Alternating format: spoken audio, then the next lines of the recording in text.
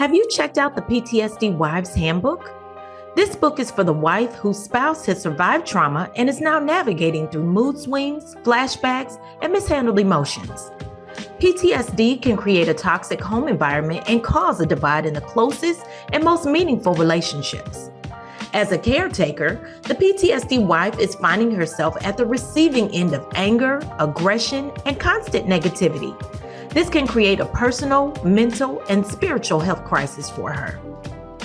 In this book, Coach Leah uncovers the hidden wounds of trauma and the effects that it can have on your relationship. Based on biblical principles, she teaches you the tools and resources that are needed to handle stressful situations and to seek help from the Lord and foster a deeper relationship with Him. By reading this book and putting the principles into action, you're going to learn how to take control of your life and grab hold of the power that lies within. Grab your copy of the PTSD Wives Handbook today by clicking the link in the show notes. Now, back to the show. We're bringing sexy back today, y'all. Today's show is all about how to repair intimacy in your relationship. So grab a friend, come on in, and let's talk about it. My name is Leah Huggins. I'm a wife, a mother, and a proud U.S. Navy veteran. After 2 tours to Iraq, my husband was diagnosed with PTSD. My world spiraled out of control as fear, anxiety, doubt, and depression took over. I gave my life to Christ, took on a new mindset, and let go of the negativity of my past. I now help wives to find healing, encouragement, and strategy to overcome the effects of PTSD on their daily lives and in their marriage. So come on in and let's talk about it. Welcome to Marriage, Motherhood, and PTSD. What's up, everybody? Welcome to Marriage, Motherhood, and PTSD. This is the place where we empower women to support their spouse through PTSD without losing themselves in the process. I'm your host, Coach Leah, and I'm so glad that you joined us today. All right, y'all, we got a good episode for you today. We're going to be talking about how to reignite the flame of passion in your relationship.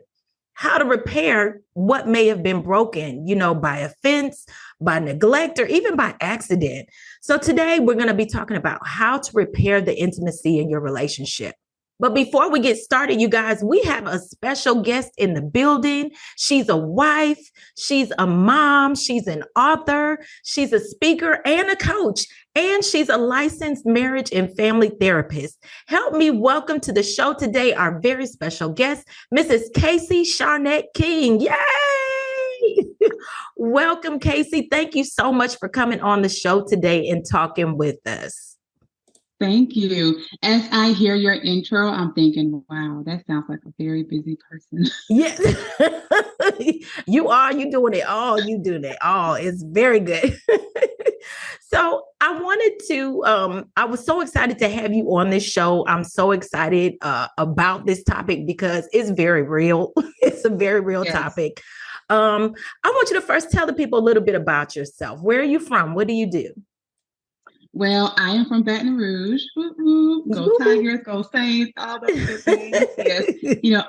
Baton Rouge, Louisiana. A lot of people can't really hear it anymore through all the military travels. It takes some special people who actually really slow down and listen sometimes. I still have that twang. That twang there a little bit. But I haven't lived at home since I was maybe 19 years old. Prior military, active duty, did about 8.5 years.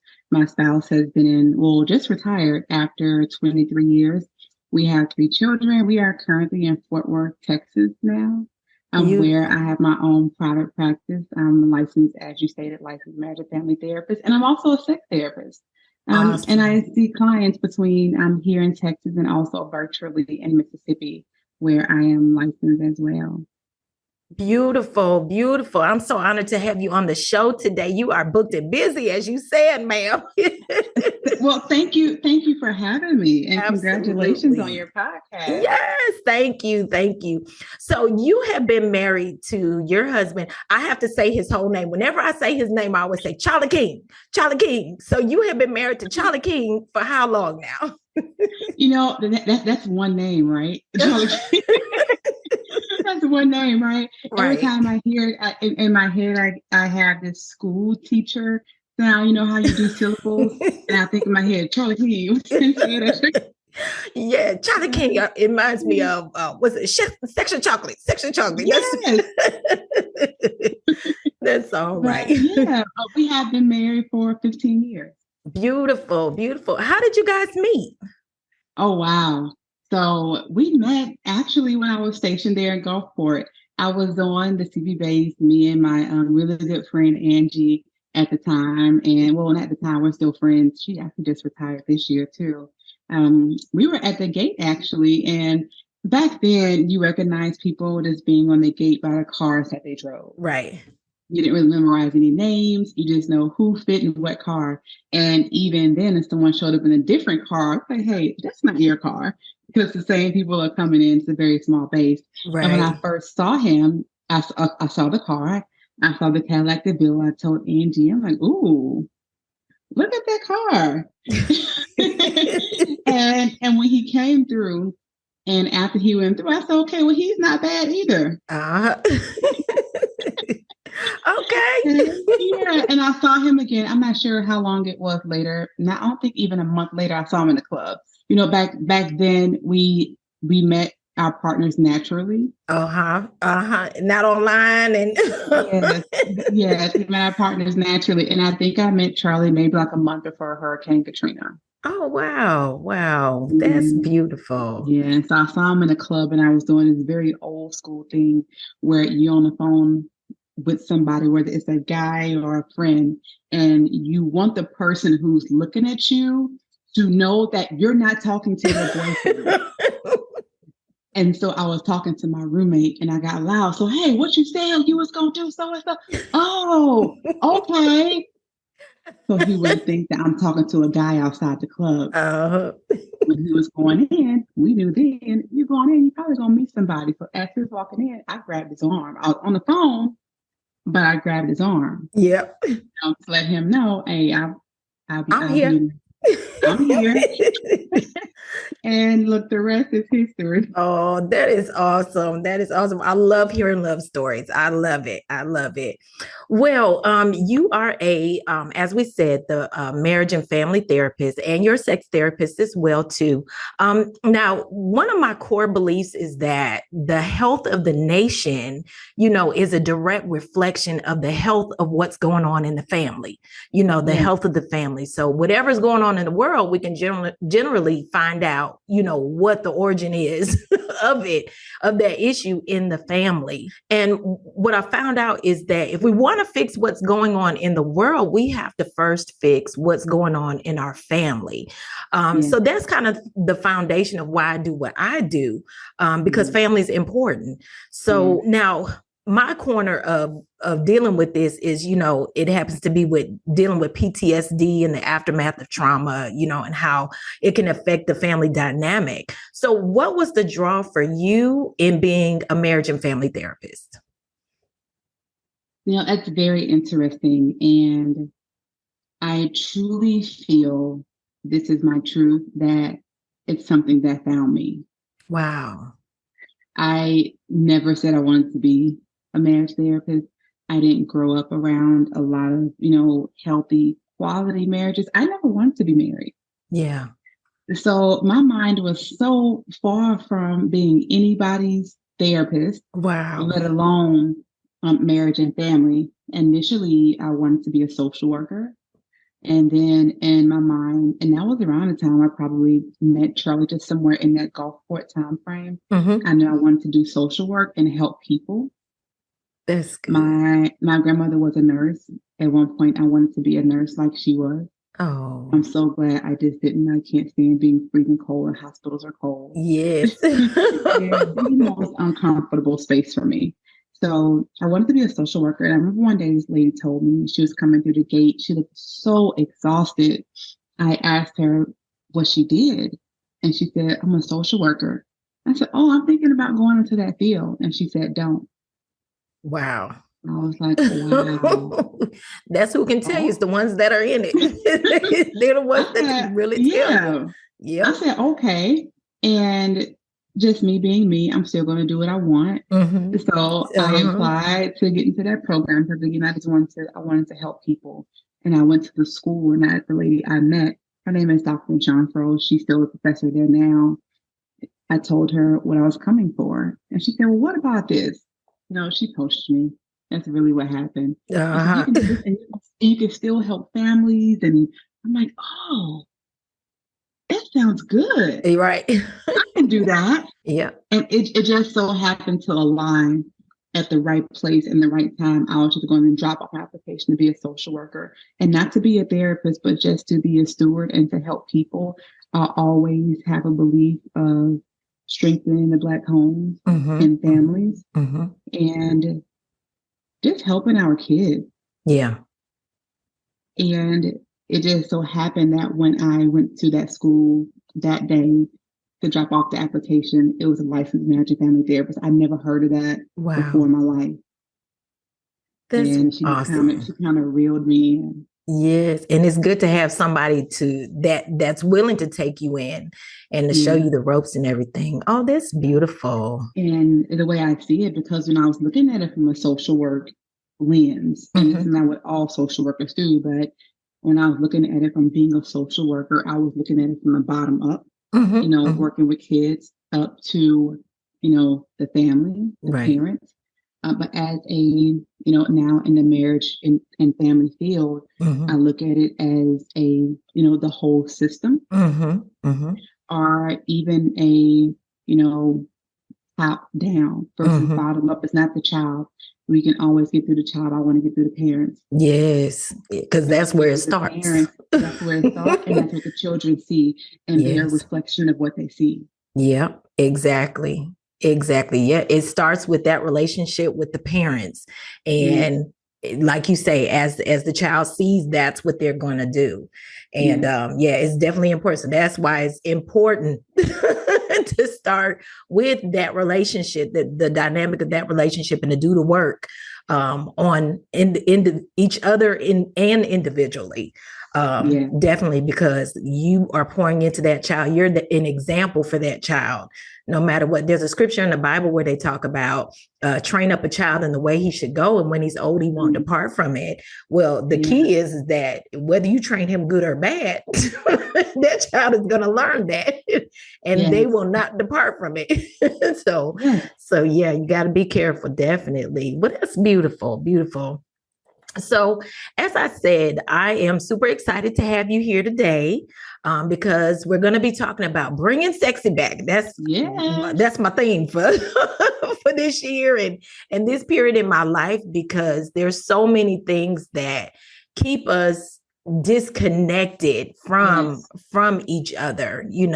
When you're dealing with PTSD, you already have those issues. If you're dealing, and not necessarily with PTSD, life itself, just the business of life, going from Mm, day to day, that can disconnect you, from each yeah. other. What do you find are some common misconceptions that people have about the importance of having a healthy sex life? That it's a chore, Mm, definitely. Um, and people often use it as a tool sometimes too.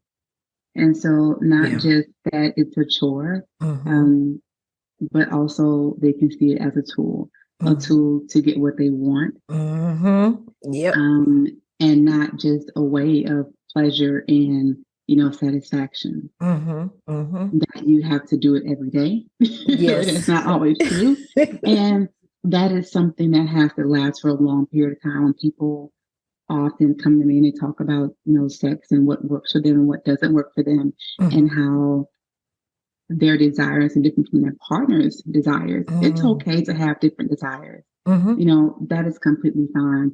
There's no such thing as the perfect sex. Right. No such thing. And I also find the biggest misconception is what sex is, Oh, because we all have this one idea wow. of what sex is. Okay. How graphic can I get this big person? I mean, if we PG-13, we PG-13 on this show. Okay. We need to do a late night show for the adults. And so we all, and if you that are listening, think with your minds, we always, often think that sex is just one thing. Yeah, you're right. And, and it's so much more than that. And so those are the common misconceptions, Absolutely. I always say that sex starts way before you get to the bedroom. Yeah. That it's a whole combination of what's going on that day, what's happening. A lot of times problems in the bedroom started outside of the bedroom. So we'll get into all of that later. There's so much I want to ask you. So much. Can you touch on the benefits of a healthy sex life on your mental health? How does sex help in the mental health department? One, it decreases stress. And that's a research thing. That's not a Kasey thing. That's a research thing. Is that it decreases stress. Oftentimes, what people don't know, especially men, is that, I'm trying to say this in a non-graphic way. Okay. But as you let off, it does, decrease the chances of prostate cancer. Okay. The release. Yes. Okay. Yes. So it does offer many, healthy benefits. And ultimately it's the connection. Okay. Because when we look at that, as a chore, we're missing the mark. Yeah. That it's a connection. What is one thing that I can do with my partner that has nothing to do with my children, nothing to do with work? Yeah. What is one way that we can really serve each other and please each other? Yeah. In the most, in the ultimate way. And that's often through sex. Yeah. And it can be a very pleasurable and sensual and, and fulfilling thing. Yeah. And I think it's and I can't speak for all women. I can't speak, for all men, but I think that there's a large part of the population that get caught in that mindset of, I have to do this, for them. I have to do this for them. And then it becomes a job. You know what I mean? It becomes less about, like you say, that connection and really just kind of pacifying, for lack of a better word. So when we experience trauma or we go through PTSD, and that can mentally affect you, and that can have an effect on your relationship, especially the relationship with the one that's closest to you, and that's your spouse. I always say that PTSD isn't the cause of all the problems in your relationship, but what it does do is to help, to bring out the problems that are already present in that relationship, So then you find yourself having to deal with issues like, maybe explosive arguments, or just the opposite, where you may have somebody else that's, drawn away, they're being withdrawn into themselves. And then you end up dealing with loneliness in marriage, you'll find they're not interested. This can pull you apart. Life itself, it can pull you apart in your relationship. And you end up becoming roommates. You act more like roommates than you would a couple. And that, like I say, it can happen just with everyday life, not just PTSD. So I said all that to say, with lifing, so to speak, we can find ourselves being distant from one another. So what are some things that can block intimacy? Oh, wow. That's a lot. A lot of things about intimacy, because intimacy is connection. Yes. So what are some things about that? And one thing you already said was, PTSD, but also lack of communication. Lack of effective communication. Right. That's we all communicate, but effective communication. Right. Understanding what it is that your partner needs. That's right. Definitely. Being able to express to your partner what it is that you need. Trust. Yeah. Do you trust that if I tell you what I need, Hmm. you're going to be able to fulfill that. That's right. And I trust you with those feelings. That's right. So trust, quality, communication. And I also think another thing that affects our intimacy is that we expect our partners to be our everything, and it's not their job Wow. to be all of those things. That's When right. when people come to me, whether they have depression, anxiety, PTSD, anything like that, they're having marital struggles. Even if it's a couple coming to me, I ask them, where are your people? Hmm. Because we forget about somewhere along in society, we forgot about the quality of community, Right. the importance of community. Where are your people? And expecting your partner to be all of those things, expecting your partner to fulfill all of your needs. Yeah. That's a very high bar that they're never going to reach. Wow. Because it's not their job to reach that. And if that's what you're expecting from them, you're going to always be disappointed. Absolutely. Absolutely. You are, and that's another thing I say is that you are not responsible for fixing your spouse.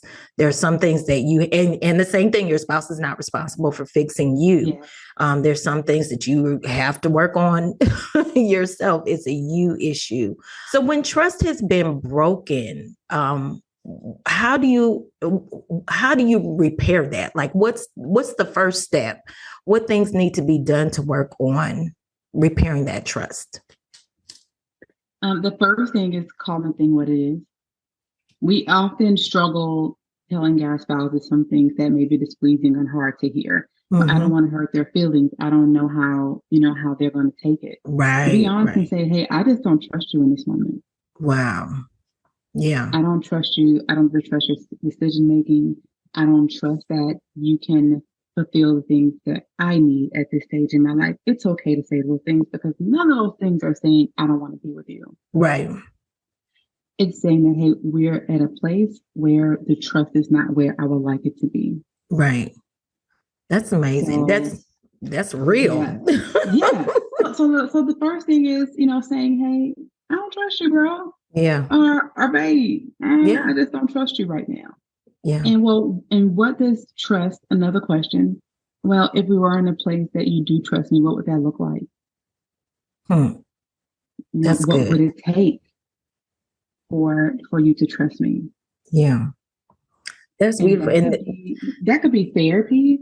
That can be talking to your pastor. That can be forgiveness first. Taking accountability. Yes. Number one. Taking accountability. Yeah. And working towards forgiveness. Yeah. Yeah. That's really good. So is there a workaround for dealing with the unforgivables? Like let's talk about infidelity. Infidelity could be something that, to some is considered unforgivable. Some marriages don't survive. Some marriages do. Some marriages do, and it's a fight. It's a struggle. Yeah. Can marriage survive infidelity? Oh, absolutely. And the fight and the struggle oftentimes is rooted in that anxiety. Yeah. That I want to trust you. Yeah. But the anxiety isn't going to happen again. Wow. Yep. When you're in your phone a little bit too long. When you said you're going to the store and it's been an hour and a half. Yeah. I didn't ask about the accident that happened along the way. Right. I just know that you're not back when you said you're going to be back. That's right. I didn't meet this friend. Yeah. And so what I tell people is that it can absolutely be repaired, but it's not a today thing. It's not a tomorrow thing. It's probably not going to be a 2-month thing. Yeah. Yeah. Because that's something that was broken. And you're asking someone to give their all right back to you. And it's going to take work. Yeah. Yeah. And it takes work on both sides. Oh, it definitely takes work on both sides. And what I want to, highlight is what sometimes people don't like to highlight and talk about the person who did cheat. Yeah. Is that there's a lot of shame and guilt there. Yeah. And for that person, they're often ready to move on. Yeah. One, wow. Okay, I've apologized. I want to move on. Right. But not just that, they often feel that they don't have a space to feel because they were the one that did something wrong. Right. So oftentimes what we don't like to highlight or talk about is the shame and guilt from the Mm-hmm. one Mm-hmm. who did the cheating. Because they do have some shame and guilt there. Mm-hmm. Whether we have to sit and tell our friends about it, we have to sit and tell our kids about it. I have to live with the look that was on your face when I said that to you. Mm-hmm. Mm-hmm. I feel terrible about a decision that I made that impacted our family. Yeah. There's a lot of shame and there's a lot of guilt. There's a lot Mm-hmm. of weight to carry around knowing you broke someone. Yeah. Very true. Very true. But the space is not often held for them. It's, well, you the one cheated. Why you mad? Yeah. Why you hurt? How dare you feel upset? How dare you feel hurt when you hurt me? Right. Right. But there was an issue there, I'm sure, Yeah. previous to that, before that. Mm-hmm. Most times, cheating is not the reason. Yeah. That the marriage is broken. Yeah. Yeah. There's something that usually happened way before then, whether it's a breakdown in communication, the intimacy is not there.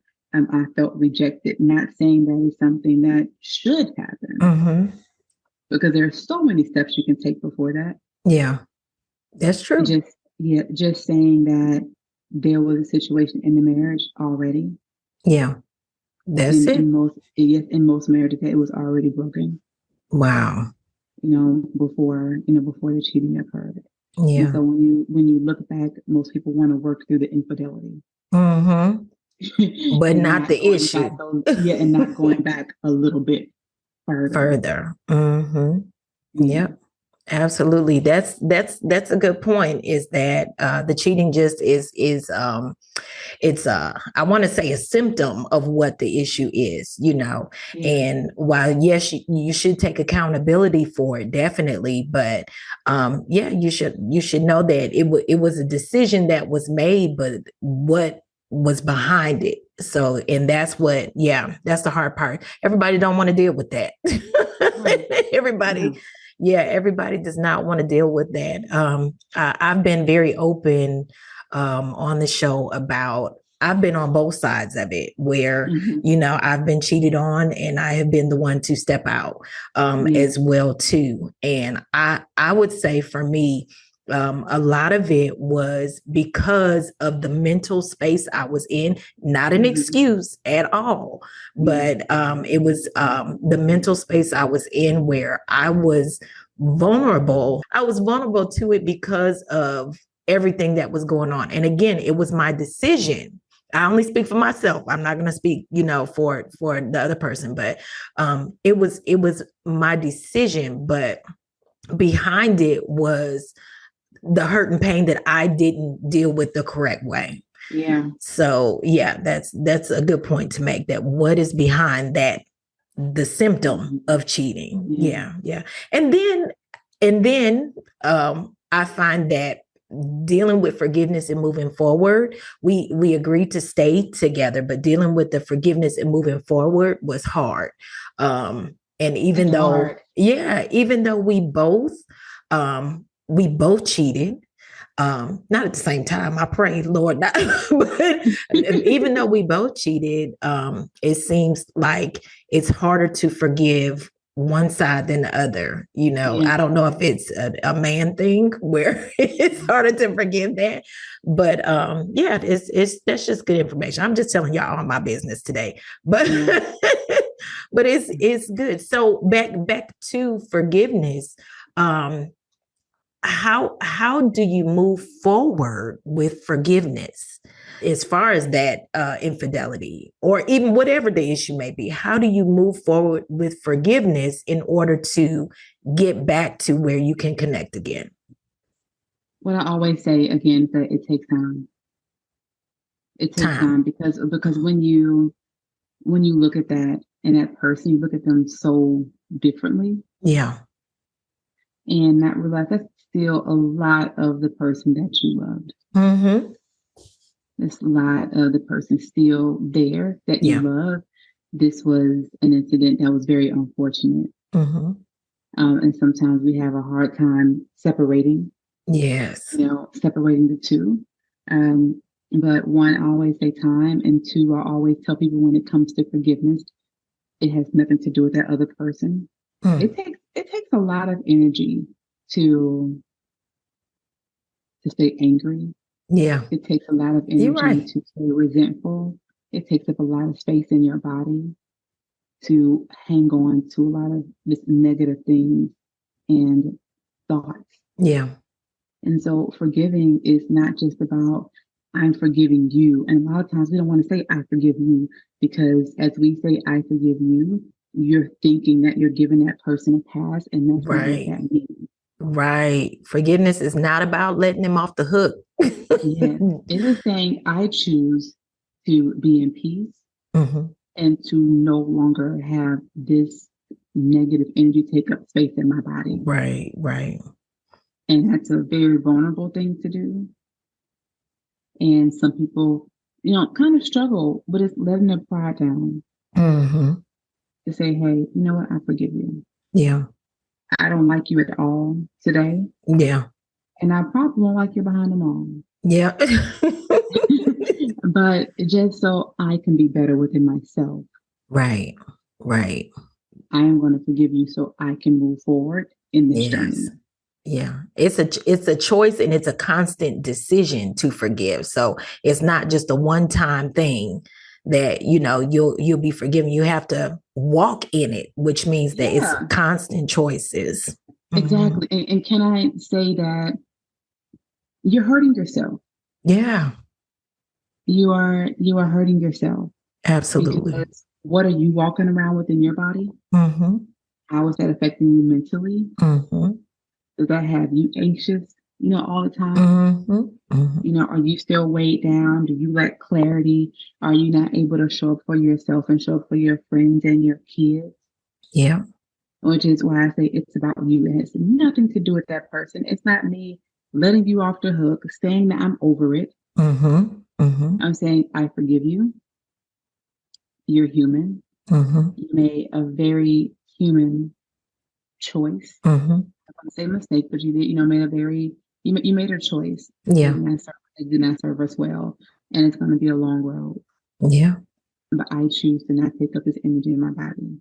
Absolutely. Absolutely. Because I need to be great for my kids. That's right.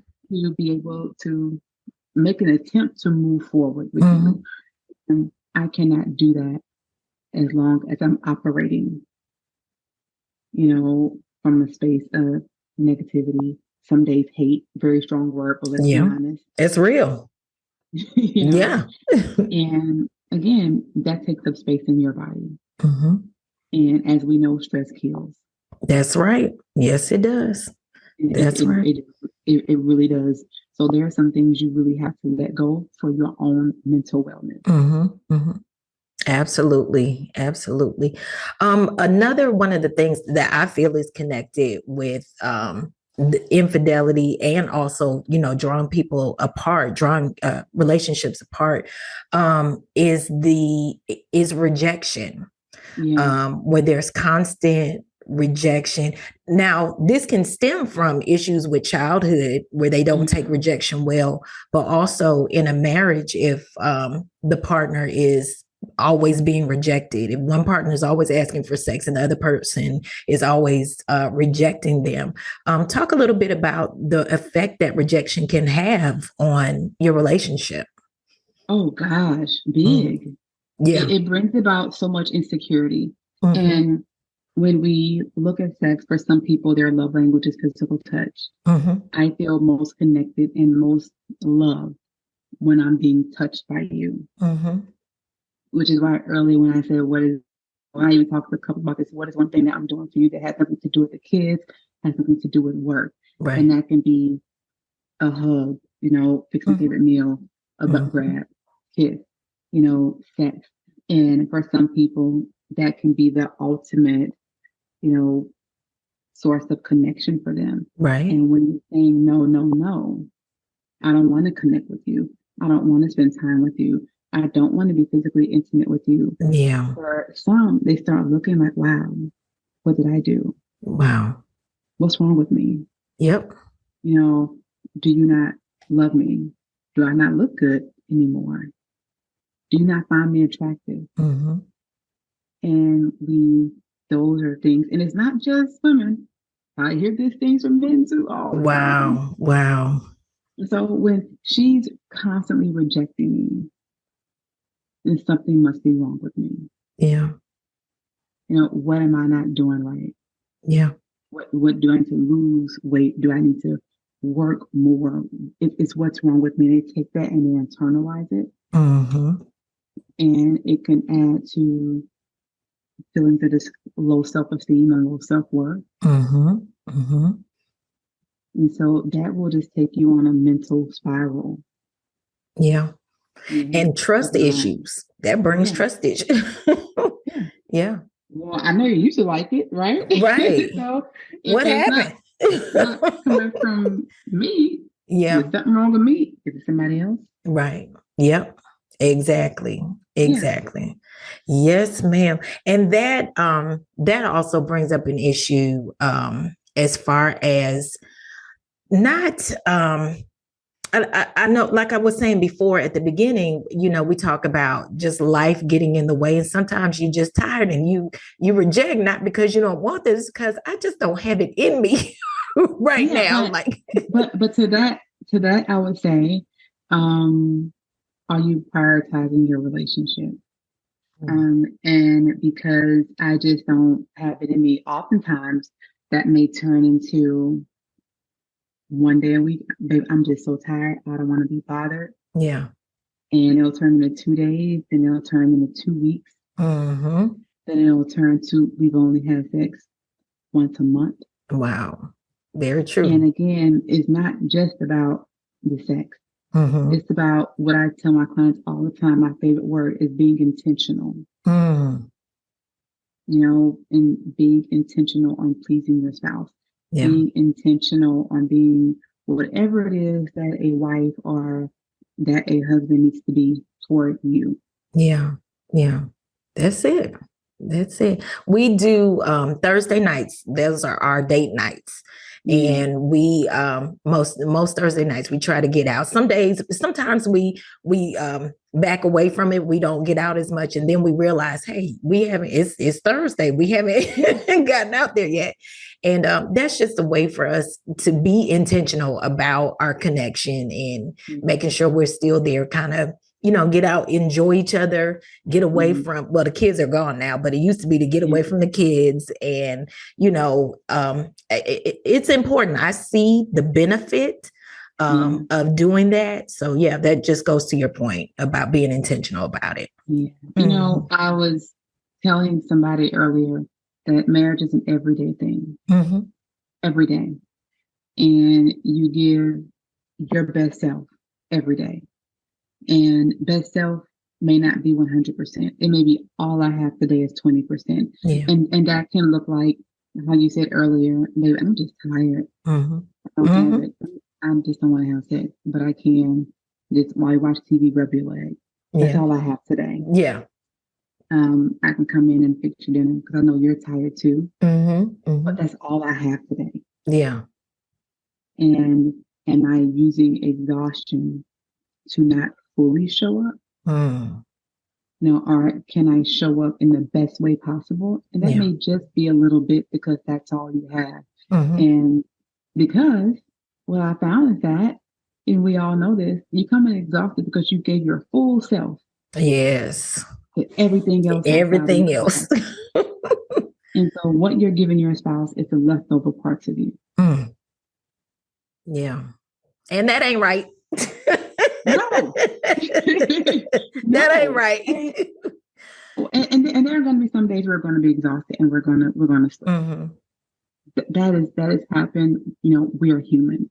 Right. What I say to that is, okay, well, we know when you come in at 5 o'clock, 5:30, you're exhausted. You don't have anything to give. Can we flex that out in the morning? Can you get up a little bit earlier? Right. And not saying get up a little early is not just about sex, but can you get up a little early for connection? Yeah. If your spouse gets up at 6 and leaves at 6:45, you're not getting up until 7:15. So you didn't spend time together in the morning. Right. You get in at night, you already know, oh, Lord, I'm tired. Yeah. I'm going to take a bath and get in the bed. So you mean to tell me the whole day Yeah. you spent no time with your spouse and you Wow. Wow.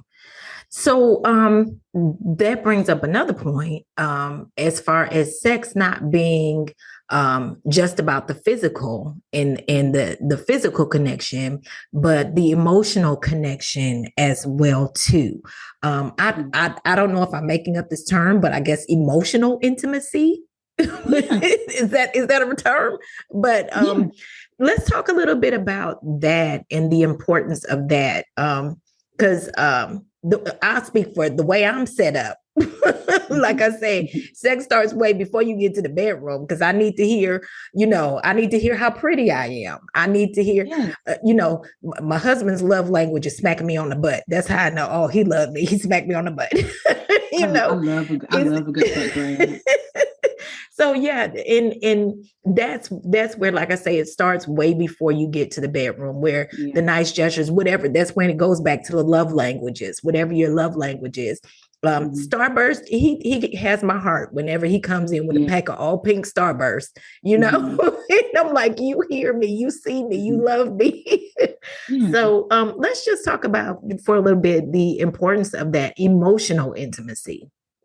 I would say emotional intimacy in another two words, and that's instinct.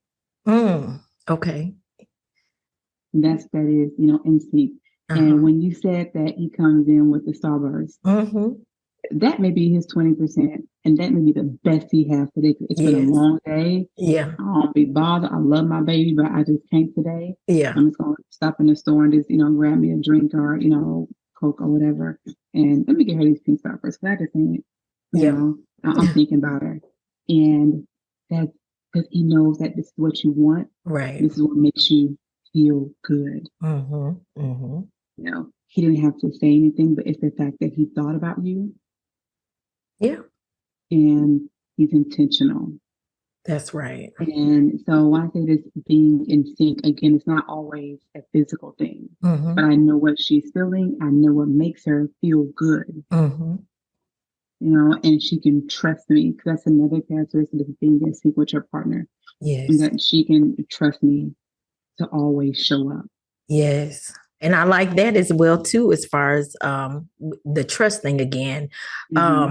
So there's something about being a safe place for your spouse. And that comes with intimacy. And I think that helps with building trust and intimacy. What are some ways that we can become a safe place for our spouse? Or what would be the first step to take in becoming a safe place for your spouse? Oh, that's simple. Asking your spouse. Ask them. Communication. Yeah. How can I be a safe space for you? Yeah. How can I make this space, our home, peaceful for you? Yeah. How, and outside of these dang kids, just I want to be that place where you feel safe. Yeah. Where I feel like a cushion to you. Yeah. And vice versa. What do you need me to do so I can be that for you? Yeah, I like that. So I know that as a woman, we can deal with self-esteem issues. My husband and I have been together 20. Oh Lord, I always have to ask. We've been together 22 years. We've been married going on 22 years, together 24. But I know that time changes. Time changes all things, including your waistline. Okay. And just you change. You can't help. You change.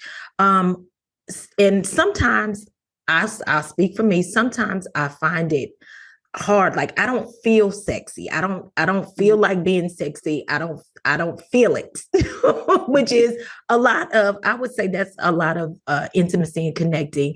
And do you feel sexy? How do you bring sexy back? Twerk in the mirror naked. Okay. It's a self-confidence thing. Like, yeah. right. And, I was talking to somebody recently and they're talking about, losing weight. And I asked what that means for them to lose weight. Why is that important? Because they will feel good about themselves. And I said, that could be true, but it may be only temporarily because that's an internal thing. Loving yourself and knowing your value is an internal thing. Yes. And you can seek confidence through that, but it's also okay to have confidence at 300 pounds, just as it is, 120. That's right. And I would say for me, to be honest, one thing, because, some things they just move and hang and they don't do what they used to do. They don't do it anymore. Right. You got all these moving parts. I think for me, I had to have a really great benefit of having a spouse that never treated me differently, no matter how it looked. Yes. So don't treat them based on how you feel. Right. Yes. And there are times I'm like, well, this is doing this and this got this wrong. Where this come from? And he's like, girl, I'm not worried about that. Right. Worried about that. And I had this very vulnerable moment recently, and I didn't even tell him this when we were just in Barbados for my 40th. Yeah. And we were on the Which beach, was beautiful, by the way. The pictures were gorgeous. Oh gosh, those beach pictures, I was just like, he posted those because I was not going to post those pictures and all those moving parts, and because I'm like, this is the heaviest I've been outside of kids. Oh, wow. You look gorgeous. And when he did that, that added to that love tank for me. Yes. I was like, wow, he just truly, because I see that behind closed doors. Yeah.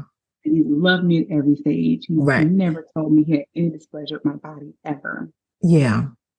And just that picture for me was when he posted it, I was like, wow. Oh. If someone loves you this much, you should love yourself that much, if not more. Yes. They see the value in you. Sometimes they see the value when we can't. Yeah. And one thing I do, and when I say twerk in the mirror naked, I do that. Okay. Like, look, we here, we got all these parts. Okay, cue the music. Yes. and have fun and love your body. This is the only one that you'll have. That's until right. You're no longer. That's right. Why waste the time focusing on the things that are not right and not moving the way you want to anymore? I'm just a very gratitude type of person. Yeah. And just be grateful for what you do have. Yeah. The small things. I think, and this come from me just being a vet in the life that we've lived. Be grateful that you do have your mind. Be grateful that you do have your limbs.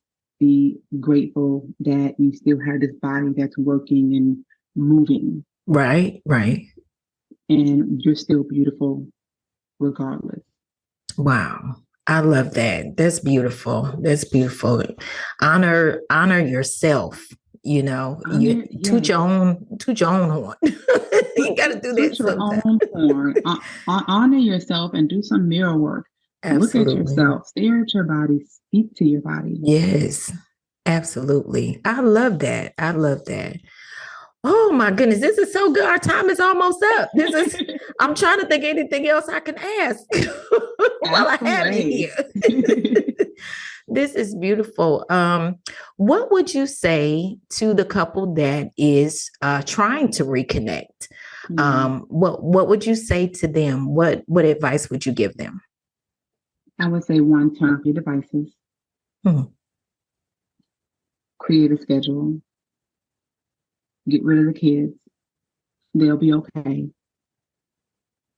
And create a life that's designed for you and your spouse. Because the kids will be fine.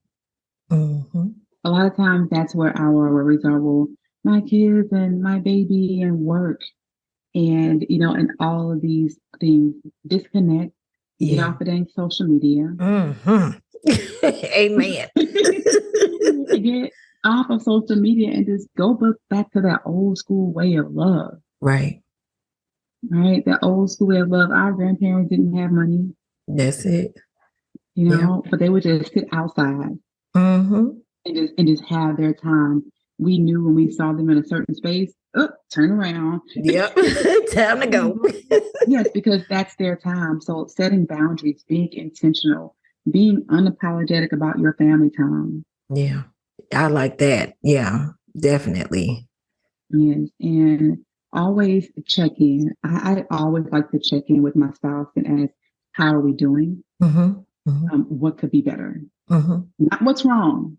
I don't like to ask what's Yes. wrong. How are we doing? What could be what could be better? Yeah. What could we be doing better? And what could we be doing a little bit differently? I like that. Yeah, Not what's yeah, wrong, but what could be better. I love that. yeah. What could be Mm. better? What would you like to be doing more of? And oftentimes you ask men, they don't say sex.